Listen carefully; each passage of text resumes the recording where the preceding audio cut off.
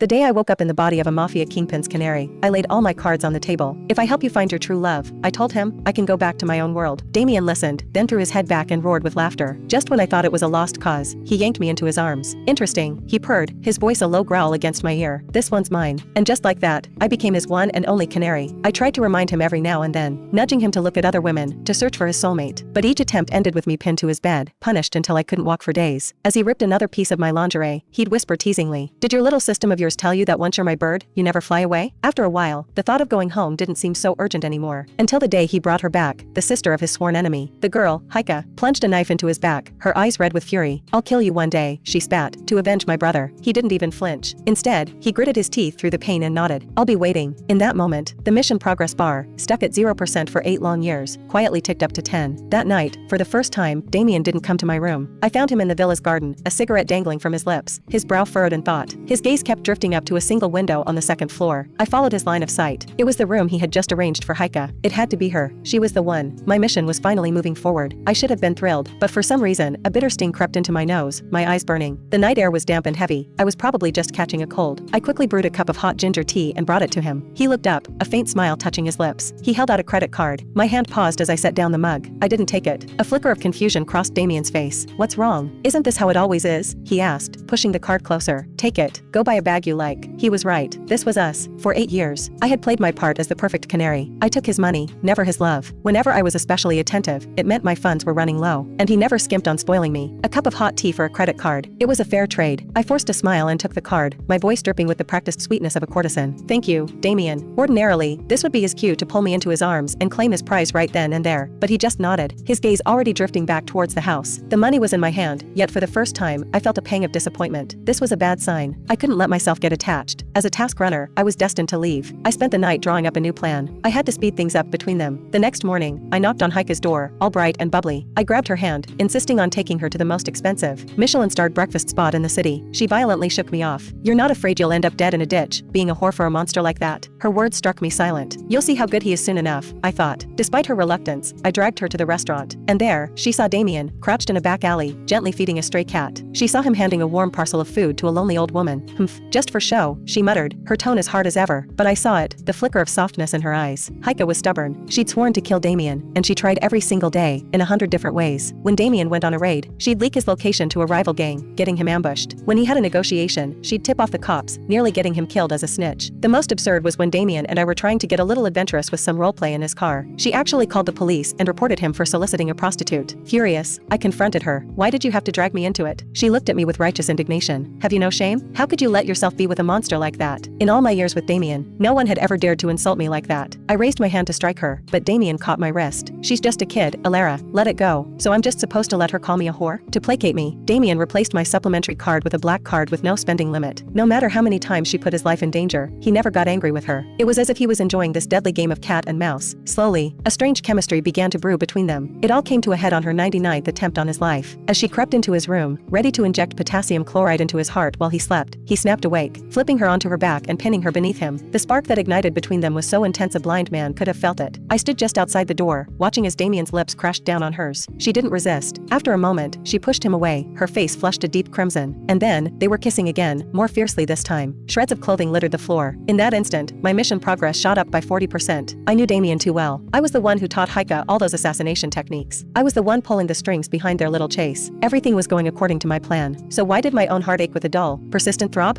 From that day on, an unspoken understanding formed between them. In public, they were daggers drawn. In private, their stolen glances were electric. It culminated when Damien finally uncovered the truth about her brother Connor's death. He presented her with proof, irrefutable evidence that he wasn't the killer. He showed her that they could be together, openly, without the shadow of revenge hanging over them. The day the truth came out, Damien gave her a handmade ragdoll. "I had someone teach me how to make this," he said softly. "Let him watch over you, in your brother's place." Heike clutched the doll and wept. Then she threw her arms around Damien and wept some more. The ice around her heart finally melted, revealing the vulnerable woman beneath. The scene was so perfect, so beautiful, but some devilish impulse made me walk over to them. I held out my hand to Damien. "I want one too." Damien stared at me, confused. "Want what?" I pointed at the doll in Heike's arms. "The one you made." He let out a short, incredulous laugh. "Don't be ridiculous, Alara. You've only ever wanted jewelry and bags." He pulled a thick wad of cash from his jacket and pressed it into my hand. "This is what you want." I didn't move, my hand still outstretched. For the first time in 8 years, I let myself be difficult. I threw the cash on the floor. "No, I want the doll." Damien's expression turned to ice. "Know your place, Alara. Don't ask for things that aren't not yours. Heike glanced between us, looking uneasy. Elara, this doll, it represents my brother. If you really like it, I can ask Damien to buy you another one, okay? Damien? I scoffed. What happened to that monster? A blush crept up Heike's neck. No, it's not. Damien is. You don't have to explain anything to her. Damien cut in, pulling Heike behind him protectively. His voice was cold, distant. She's nothing to me. I stared at him, my world tilting on its axis. He was right. What was I to him? I lowered my eyes, hiding the raw humiliation I felt. Seeing me retreat, he seemed to hesitate, letting out a soft sigh. All right, stop making a scene, he said, his tone softening slightly. I've already ordered you a new Hermes bag, limited edition. He took Heike's hand and started to walk away. His touch was so gentle, nothing like the rough way he always grabbed me. Are you coming to my room tonight? The words tumbled out of my mouth before I could stop them. He paused for a heartbeat. Then, without another word, he led Heike away. I stood frozen, staring at the scattered bills on the floor. A bitter, hysterical laugh escaped my lips. Elara, you're just a canary. What were you thinking? Wishing for love? I could be obedient, but that didn't mean I couldn't be defiant. I took the money Damien gave me and used it to hire 20 of the city's finest male escorts. I was surrounded by a sea of chiseled abs and sculpted chests, my head swimming, when a man fully clothed strode into the room, sucking all the air out with him. Who killed the mood? Get out, I slurred. Buzzkill. Before another word could leave my lips, Damien had scooped me up into his arms. Elara, he growled, a dangerous current running through his voice. You're getting bold. The palpable threat radiating from him sent my escort scrambling for the door. I drunkenly poked him in the nose, my words thick. Mr. Kingpin, even canaries get to clock out. I held up a finger. I haven't had a single day off in 8 years. I am officially informing you that I am going on strike. He let me jab at his face, his expression unreadable. Fine, you can go on strike, but you still have to come home, don't you? Home? I cackled. I don't have a home. That's a birdcage. A gilded cage for your little canary. Ha ha ha. The laughter morphed into sobs. The sight of my tears always made Damien helpless. He awkwardly pulled me into a hug, gently stroking my hair. Okay, don't cry. Let's go home. Suddenly, I felt like a lost child, all my hurt and frustration pouring out. I buried my face in his chest and wailed, clinging to him for dear life. I don't know how long I cried. When I finally lifted my head, I realized there was a third person in the room. Heike was standing there, silent and still, her lips pressed into a thin line, her eyes shimmering with unshed tears. I froze, then scrambled out of Damien's arms. You brought her with you? I demanded, pointing at Heike. Damien nodded. I couldn't leave her at home alone. I was worried. Heike wiped a tear from the corner of her eye and reached for my hand. Elara, let's go home. This time, I was the one who snatched my hand away. I scrubbed the tears from my own face, erasing every trace of weakness and vulnerability. You two go home. That's your home. I reached for another bottle on the table. That's enough. Stop drinking. Damien tried to grab the bottle, but I held on tight. In the struggle, the bottle slipped from my grasp, sailing through the air. It shattered with a sickening crack, right against Heike's head. Glass and blood sprayed across the floor. I stood there, stunned. Damien went berserk. He swept Heike into his arms and bolted for the door. Wait.